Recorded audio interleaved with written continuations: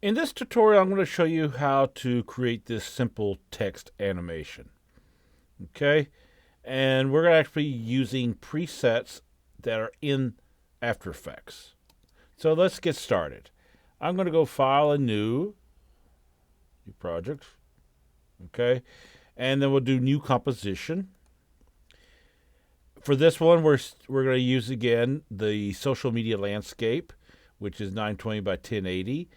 30 frames per second as far as our frame rate. And duration for this exercise, this animation, will be 5 seconds, okay? And we want to make our background white. And then we'll click OK. Now, this time, instead of going up into our layer, making a new text layer, we could actually just make a layer by getting the text tool and clicking in here, and it'll make a new layer for us, okay? And so let's type in 2B. We'll use caps, okay? 2B. All right, I'm going to take the caps lock off for a moment. And I want to, first of all, let's align this. And one thing we could use is we could use these different, we're going to use, if you go down to this where it looks like a little crosshairs with a square, if you click on that, we could show a grid if we want to show a grid, okay? I'm going to take the grid off. We could show rulers. We could show guides if we want to show guides. I don't have any guides up right now. But what I'm using is title / action safe. And that really helps, this little thing here with the crosshairs, this really can kind of help us position our text better, okay? So we'll position it here. For this animation, I'm actually using, and we'll go to our all panels here. And we'll go to character. Okay, I'm actually using Times New Roman, and you could use any kind of font you want to choose, but for the words to be or not to be, which is William Shakespeare, it's a classic vintage quote. And so, the difference between a serif font and a sans serif font is a sans serif font has no feet, and it looks much more modern. Okay, a serif font has those little feet, and it looks much more traditional. Okay, and so that's why I'm choosing this font for this. Now let's go forward here. Whoops. Okay, now I just made a mistake here and clicked like this. Let's go up to standard, because this sometimes happens here. And we're back, okay? Sometimes that can happen to you if you double click or click wrong. You could be taken totally out of your picture, out of where you see the whole composition there. Okay, so let's continue on. So this time when we animate this thing, we want to use presets inside the program. And this has already popped up for me. It was a little hard to get it before, but you can if this pops up and you don't see any animation presets, you can type in animate and you'll see animation presets, okay? Now let's just make this much smaller here. I'm going to pull this down like this so we can look at all the animation presets. We're going to close that one up for shape. Whoops. And we're going to do text. And we're going to also do animate in. So text, animate in. And these are all the same presets we saw in Bridge. It's just that we don't see a preview. So if we were to actually add one by double clicking, you can play it and you'll see what it looks like. Okay? Now, if you do another one, it will add it right on top. Okay, so if I was to try this, we might just see that, but when we go and look down here, I'm going to go over to my layer here and look at text. We've got, and we hit the U key too, that will actually help us see this. Well, it didn't have the second one there. Well, maybe I'm okay. Sometimes what it'll do is it'll actually put a second one in there. I'm going to undo. Okay? And so, let's see what this looks like now. Okay. I'll just hit undo again, Command Z. So now there should not be anything on there. Okay. I hit the U key. There is no keyframes in there. So for this one, I'm going to do fade up characters. Okay. Let's double click that and see what that looks like. Oh, that looks good. Okay. So you can play around, you know. If you don't like that one, we can do Command Z. That's the one I want to use. But, you know, you could always do another one. The thing is, I'm going to undo this, is you want to make sure anytime you're using one of these presets that your timeline indicator is at the beginning of your timeline, okay? That's very important.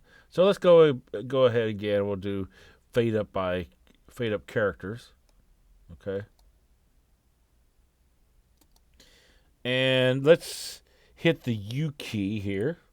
I'm going to deselect the layer for just a second because sometimes you'll find that if your cursor is there and you hit the U key, you will type in U, okay? So let me go ahead and hit the U key. Oops, see, it's not doing anything now. All right, hit the U key again. There we go. All right, I had to come over here. Sometimes this program can become a little finicky. You have to do things a certain way.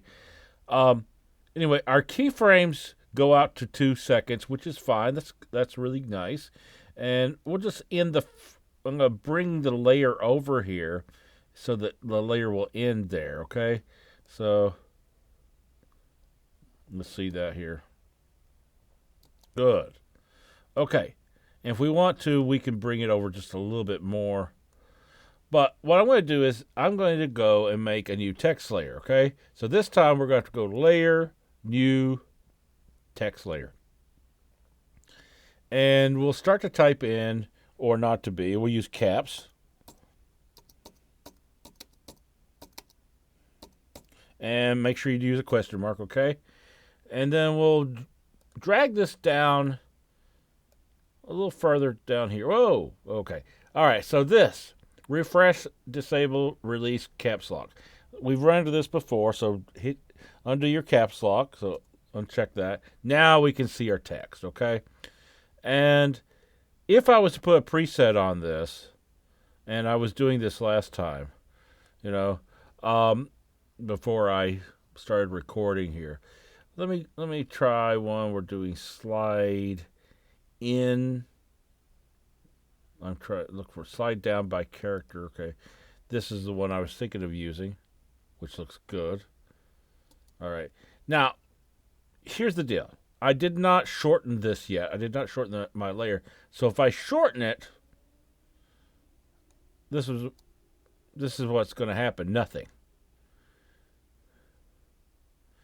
And the reason why is because all my keyframes for this, for the U key here, are all the way back here. So if you start your second line or not to be, and you haven't shortened it, and you already put your slide down by character in, then you can bring it over like this, okay? So we're almost finished here. And as I said before, you could experiment. You could try different ones. You know, you don't have to use these specific presets that I'm showing in this tutorial. It's just I think these look good for this. Okay. And we're almost done for here. But I'm going to do one other thing. And that is I am going to change the color of or not to be. Okay. So I'm going to move my timeline indicator, let's say right here. And we can also extend out how long these come in here. So I'm going to bring over the keyframe there. But under this first layer where it says or not to be, go over to this arrow here so we can expand down and see more things. We're going to go over to this button right here. It says animate. I want to go to fill color. We'll choose RGB. Now, it instantly changes it to red, okay? Well, I'm going to change it back to black. Okay. And I'm going to click the stopwatch. So, oops, I clicked it. My mouse is acting funny, so I'm gonna have to try again. There we go.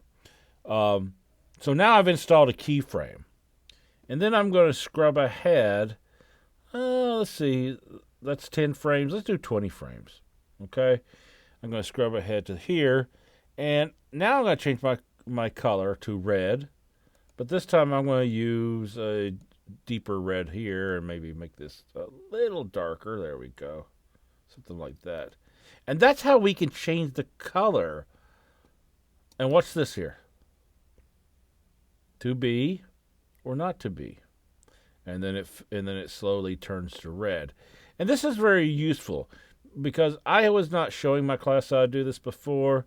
And then I had a student who was doing their text animation project, and they were putting outlines on their text in order to make it visible.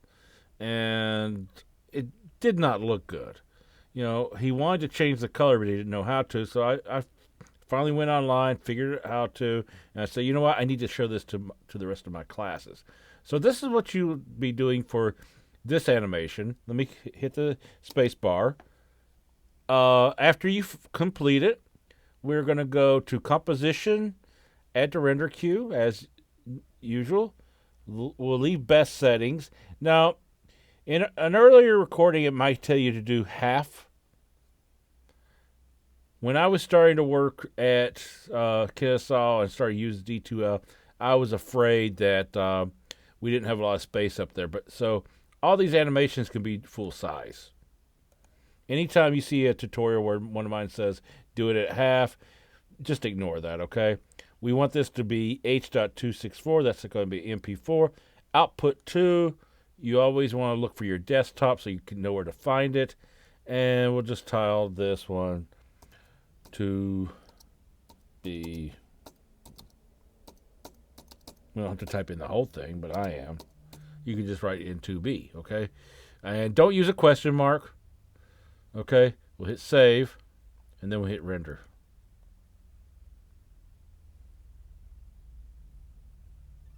And there we are finished, okay?